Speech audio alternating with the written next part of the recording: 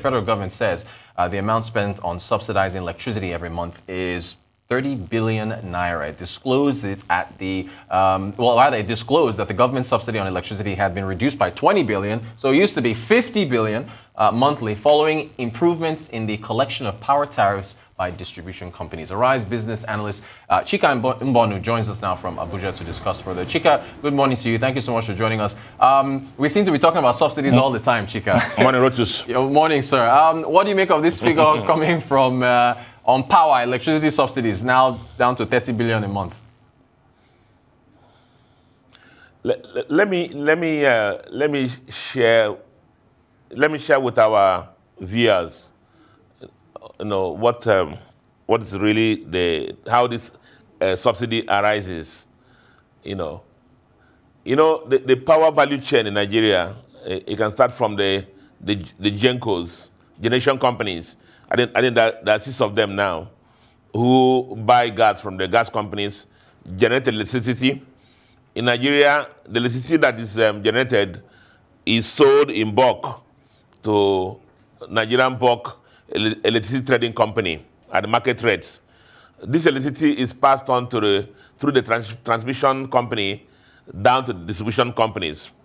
Now, the distribution companies now are the people who will take it to the last mile, to my house, to your house, to the factories, to the offices, and they're supposed to collect the money from all these people and take it back now to the Nigerian bulk electricity trading company.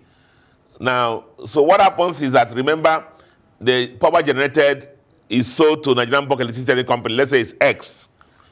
Now, that power passes through transmission company and then goes down to the discos. Now, when discos are supposed to collect the money from the power and take it back, let's say it's Y, but Y. But what happens is that the X, which is the market rate of the power, is always higher than the Y, which is what the discos have collected. And so the difference is what is the subsidy. So the government supports compensates the money collected by the discos so that they can pay the power GENCOs, and GENCOs will pay the gas companies. So that's how the subsidy arises. And as you know, with the increase in the electricity tariffs, the collection rates became better. The losses are still there. And then this morning or yesterday, we read about the fact that the Siemens power deal, the Siemens says they're going to upgrade about 22 transmission stations and build 11 new ones, because transmission is a weak link in the power value chain in Nigeria. Thank you so much for that in-depth description, Chika. So with the government coming out now and revealing these figures, do you think, in line with what we've been talking about so much about petrol subsidies and fuel, do you see on the horizon a chance of that being reduced or eliminated, Chika? Yeah, I think the reduction in the subsidy arose from the fact that the tariff rates increase. From some reports that we have read, the losses from the power generated by the GENCOs to what reaches the discos, sometimes up to 40%. So the power loss is very high, and that's what the Siemens deal will help to solve. With the transmission stations now upgraded and new ones built, with the distribution companies, upgraded and new ones built, the losses will reduce, and they'll be collecting near market rates, and they'll be able to pay back the power that the GENCOs have passed on to them through the Nigerian bulk electricity trading company. So the collection rate is going to increase as the losses reduce and the tariffs increase too. Thank you so much for that, Chika. I believe they said that this month is when those tariff reviews are going to be carried out. Are you confident that will still be followed through? Yeah, I think it's unlike the petrol. This is very subtle. It will be followed through. Thank you, Chika. I want to quickly get your thoughts on the Minister Adegbite on mines and still saying that there needs to be collaboration with the agencies. Go ahead. Let me give you that, just for our viewers also, let me give you the big picture.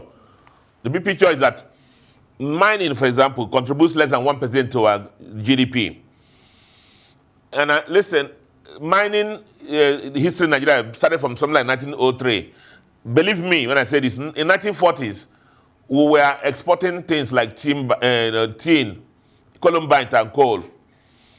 The mining in Nigeria is so undeveloped that so many minerals that we can produce, we're actually importing them.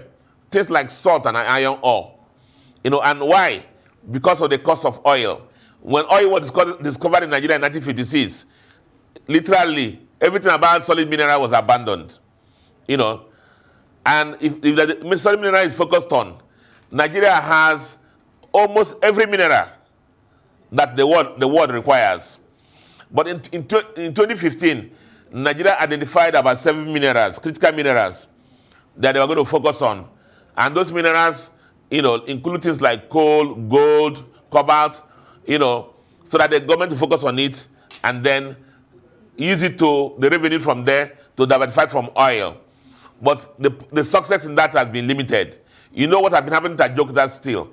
The sector is so undeveloped that even the steel companies in Nigeria are importing the iron ore and the raw steel they use here. Meanwhile, these things can be produced in Nigeria. And you know what has been happening to Ajaokuta and our other steel plants. Exactly, and we talked yesterday while you were here with us in Lagos. So we're talking about Ghana and them, commissioning a new vehicle assembly plant. And Toyota. Right. So the steel discussion is, not only, it spreads across the country. Chika, we've talked about reducing the number of agencies, ministries, departments, and agencies. Do you think what the minister is calling for, do you think we can see that synergy that he's asking for in the mining sector between all these ministries, departments, and agencies?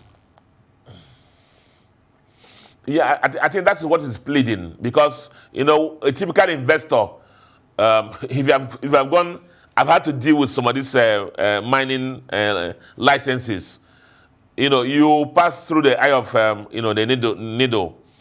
So that's what is playing for. So the investors, who come to invest in the solid minerals, including steel, so that all the agencies that are required to give approval, cooperate and work together to make sure things are faster.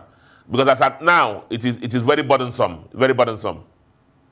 And Chika, I want to ask you about smuggling. There's been a lot of reports of smuggling in the mining sector, the sector not being properly regulated. Do you have confidence that can be improved upon before the year is out or next year, that can be worked on or reduced? Smuggling is a pervasive thing for our country, because whether it is petrol or solid minerals, all of them pass through the border. So it's not just about solid minerals. Smuggling is a national malaise, and the same solution that we have for petrol is same thing that we have for solid minerals. Because the sector is not regulated. People come and mine gold here and smuggle it out of Nigeria and other minerals. And so it's same solution of solving the issue of smuggling, whether it's for manufactured goods or petroleum products or solid minerals. Arise business analyst Chika Mbono. Chika, thank you so much for taking us through the latest figures on electricity subsidy in Nigeria. Also, thank you for taking us through the need for collaboration amongst the ministries, departments, and agencies in order to boost Nigeria's mining sector. And again, touching on smuggling, which is just pervasive across Africa's largest economy. Chika, thank you so much.